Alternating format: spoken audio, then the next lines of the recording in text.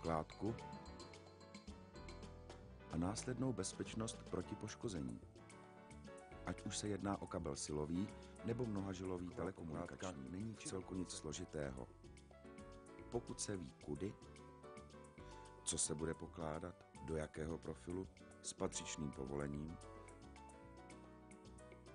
zajištění výluky ošetřované části koridoru,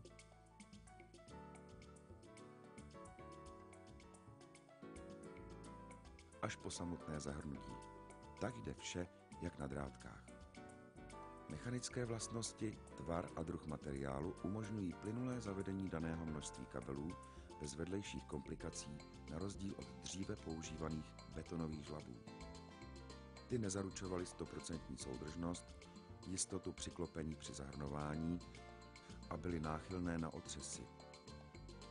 Vedle takové železnice o ně není co chvíli v okamžiku projíždějícího vlaku nouze.